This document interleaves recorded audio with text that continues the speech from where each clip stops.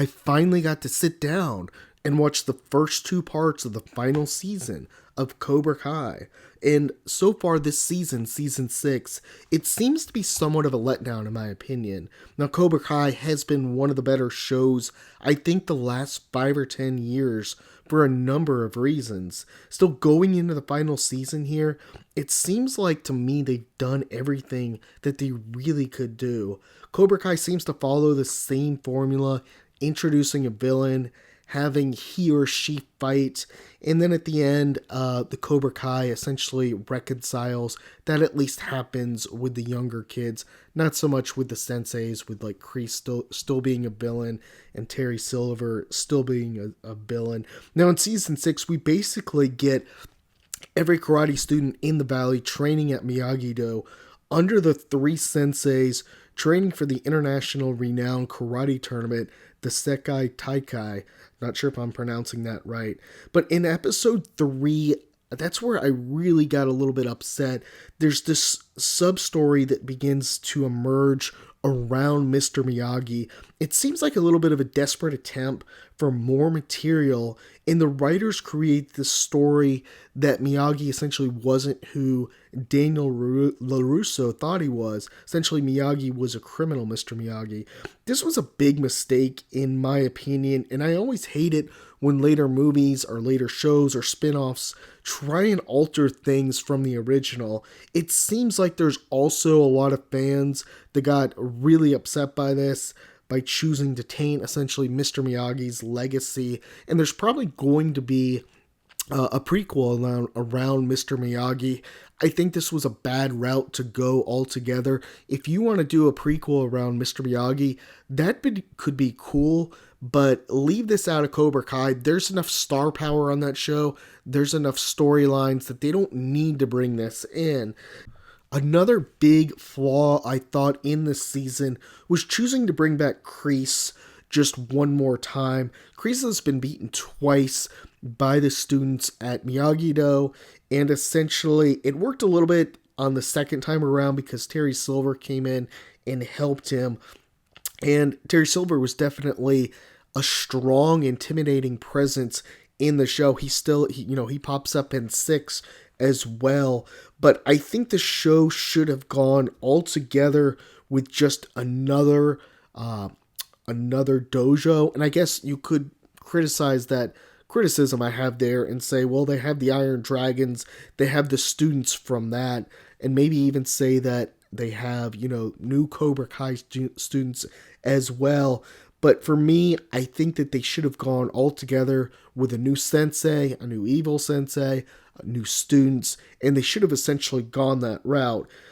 So neither the Iron Dragons or Cobra Kai appears to be the villain needed to make this a great final season. In my opinion, Kreese's sensei Kim, who was introduced early on in part 1, season 6, his granddaughter, they're really not great villains. I mean, if you want them to be small character actors, that's fine, but I don't think that this is definitely worthy. Now, the big twist, of course, in part 1 was Tori going to fight for Cobra Kai. It seemed like the second Kreese approached her in that parking garage, we knew this was going to happen. A better option, I think, would have been to have the tournament, the Sekai Taikai, just bring the best 8 fighters from the dojo and have the dojos essentially rank their fighters and then have them fight the other dojos. That would have allowed, the 7 from Miyagi-Do and then Tori too, all have a spot on the team, all be in Barcelona for the tournament. I think for something like this too, bringing alternates just makes sense. You do that in every sport, and that would have allowed, Anthony and Kenny's older brother to possibly go too. In general, I think they should have just expanded, that 6 to allow more of the, smaller character actors to go, and they didn't have to send Tori to Cobra Kai, essentially. One thing I do like about the show in general, Cobra Kai, is that they get these seasons out quick, and they don't make you wait forever. I mean, we're on, season 6? I can't remember when the first season was, but I imagine it was no more than 8 years ago, maybe even shorter than that. Shows like The Handmaid's Tale, Stranger Things, I mean, they've taken forever to put seasons out, and I've literally just forgotten what's even going on in those shows, even though I really enjoyed them. Still, another bad call in the season, I have to point out another flaw, is having Bad Boy Mike from Karate Kid 3 select the final six for the tournament. It seems ridiculous, and I think they really misused Mike. He could have made a fine addition in some other capacity, but why would they bring in outside help for a decision like this? It's part of being a coach, it's part of being a sensei. You have to make the tough calls. It's true in every sport, and there's no reason why any sensei would bring in outside consulting. They're not a Fortune 500 company. So, in terms of selecting the six, it's really not that difficult of a decision. They could have just had a round robin where everyone just fights everyone, maybe pick out the top 12 fighters, have them all fight each other, and then essentially whoever scores the highest would go. I really hate also, I'm sorry I'm going off on a little bit of a tangent here, how they choose to make Chosen as this dumb, mooching Japanese man in this show. He was a great in the second movie in Karate Kid 2, and I thought he was probably the most intimidating of the villains Daniel LaRusso fought. And really to see him just be downgraded to this dumb Japanese guy, it's just a bad route to go. Now, probably the most surprising thing about part 2 was, of course, the ending. As we wait for part 3 to come out in February, I have to see that this battle royale they had at the end, I didn't see that happening. My prediction was that Kwan would win the men's and Tori would win the women's.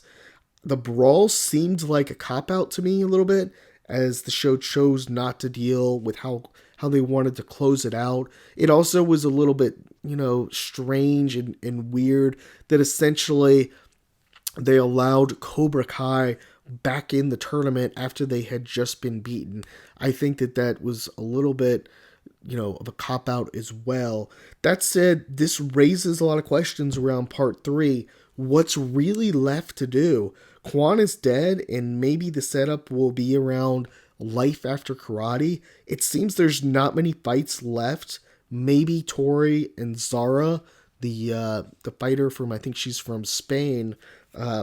However, Cobra Kai, it's of course lost its best fighter, and it seems that the focus might be shifting toward friendships in relationships at the end of this. This could have less to do with karate, and maybe that's where the writers are choosing to go here, is they're choosing to say, hey, this guy, Kwan, lost his life. There's more to karate. There's more to just fighting all the time, and the consequences can be detrimental.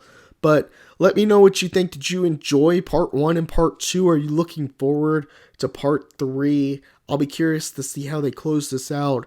It's also good news, too, that they're planning on going with some other spin-offs from this.